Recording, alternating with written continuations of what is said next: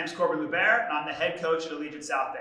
Thanks for everybody who submitted their questions. Let's get into it. Our first question is in regards to cardio outside of Allegiant and mixing in high interval training and maybe other fitness concepts while maintaining practices 1, 2, and 3 here at Allegiant. So when we think about cardio and trying to mix that in with our team or strength practices 1, 2, and 3, the biggest idea is trying to keep that long and slow distance. So best option is to put on a heart rate monitor and try to keep our heart rate between 120 to 140 for somewhere between 45 to 90 minutes. We can do this via walking, we can do this via jogging. Biking is another great low impact option for us. But what happens is if we start doing some of these other fitness concepts that are out there and calling those our cardio days, they start to eat into our practice 1, 2, and 3 for team or strength.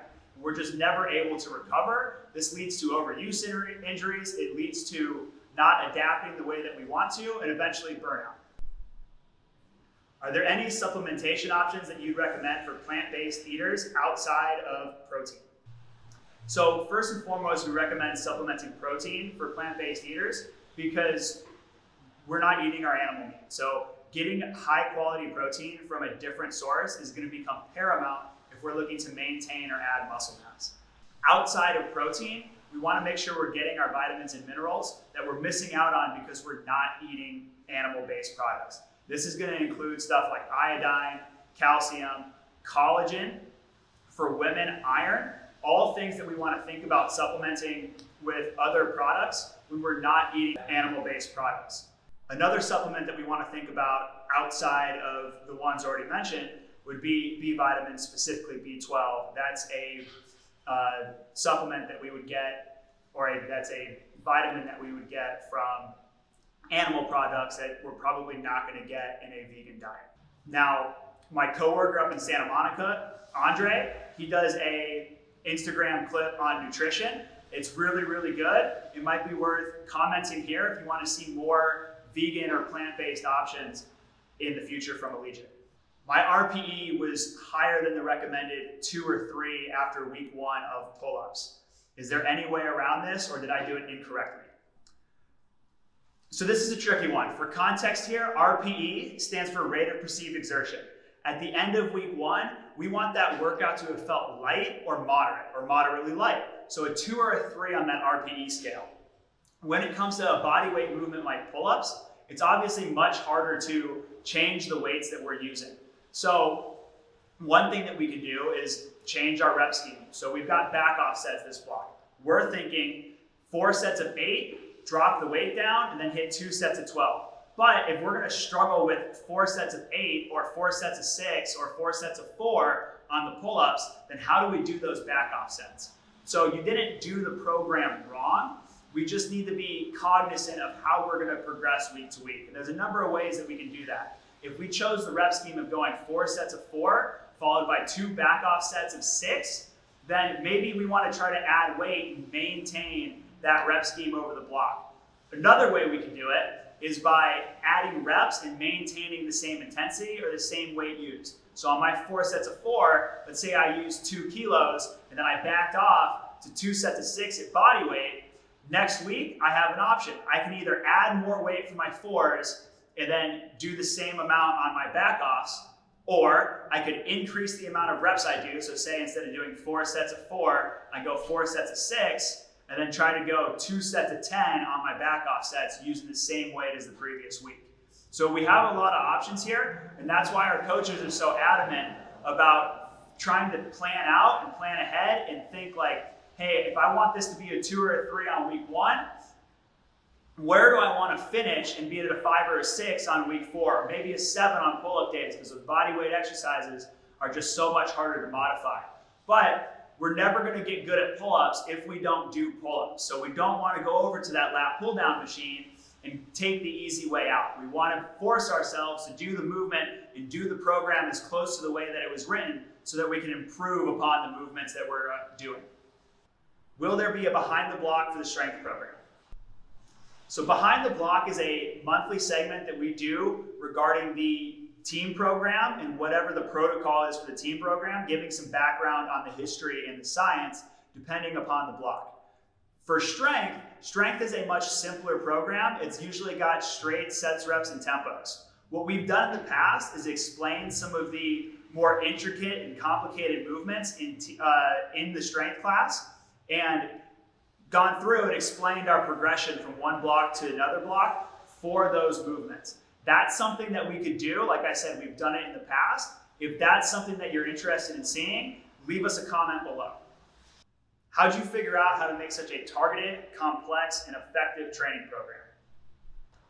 This question was from Instagram user and Santa Monica member Aziz the Cheese.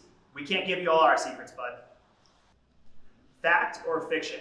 Using trigger sections to target specific muscles that you want to grow faster. Trigger sessions are a completely new concept to me. I've never actually heard that term before, so I would definitely look at the source who's telling you to use trigger sessions to target specific muscle groups.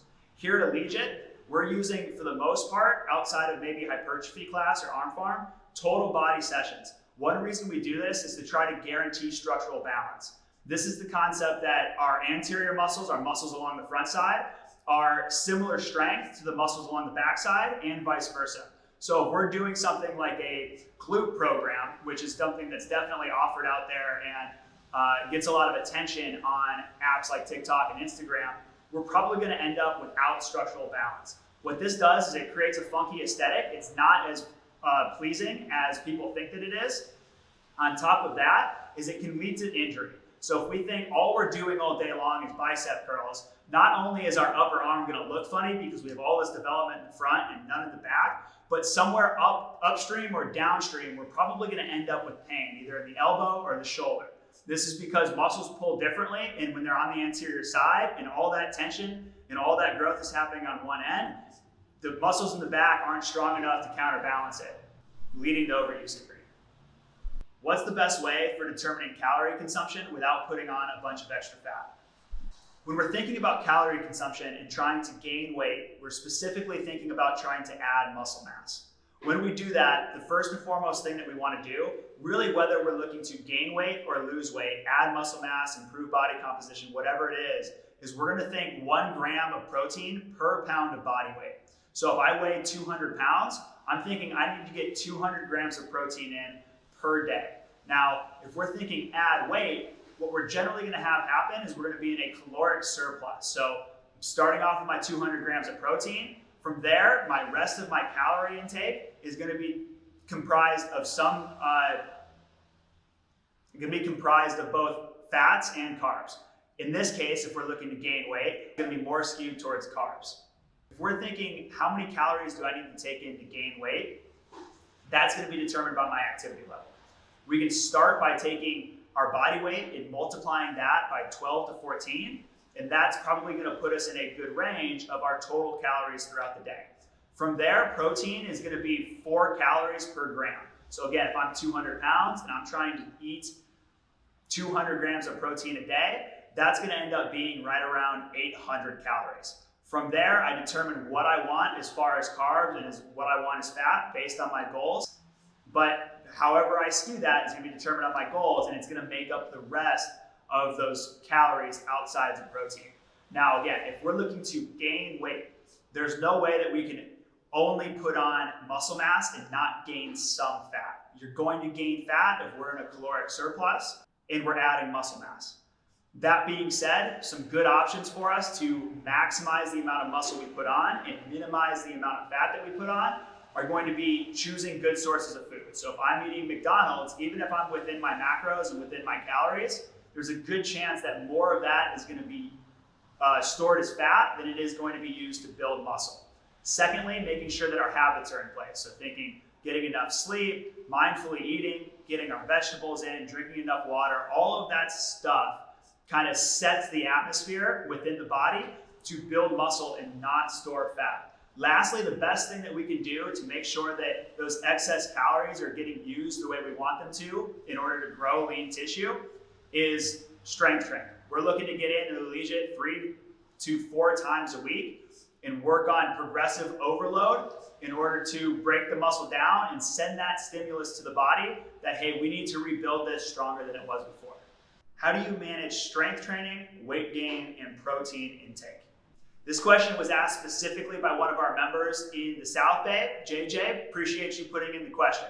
It has a lot of overlap with the previous question that I answered. So anytime we are in a caloric surplus, we're gonna gain weight. Now that weight can be used as lean tissue, or it can be added as lean tissue, or it can be added as fat mass. As long as we are strength training, some of those excess calories are gonna be used to build muscle mass. The more we strength train, the more our body is going to use those extra resources to add lean tissue.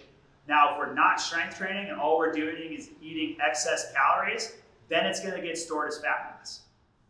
Now, what can we do to if we wanna maintain muscle mass, but we don't want to gain a bunch of extra weight? And we're training really hard in either team or strength, we're hitting our 3 days a week, but I don't want a bunch of extra weight gain, then what do? A previous question asked a lot about cardio. So that's one way that we could look to burn some extra calories, keep some weight off while maintaining muscle mass, is adding in that 45 to 90 minutes of 120 beats per minute to 140 beats per minute cardio into our off days, thinking 2 to 3 times a week. That's gonna be a good way, like I said, you're gonna burn extra calories. Some of that's not gonna get stored as fat. Hopefully it gets stored as muscle. We're maintaining the muscle mass that we have, but we're not adding a bunch of additional weight. The other thing that we can do to look at not adding a bunch of weight while maintaining muscle mass is, again, looking at that fluctuation between carbs and fats. That protein, whether our goal is to gain weight or lose weight, is gonna be relatively set based on our body weight or ideal body weight. But if I don't need to add a whole bunch more weight, I might shift my fat intake to be more than my carb intake. And this can be determined by personal preference. Myself, personally, I prefer fats over carbs. So it's very easy for me to eat a lot more fats than it is carbs. And for that reason, I have to be super cautious if I'm looking to gain weight or add muscle mass about making sure that I eat enough carbs. Vice versa, a lot of people really like their carbs and eat a carb-heavy diet, and if we're not looking to add muscle mass or add weight, and we want to go the other direction, then we need to be conscious about shifting how many carbs we're eating over to the fat side of things.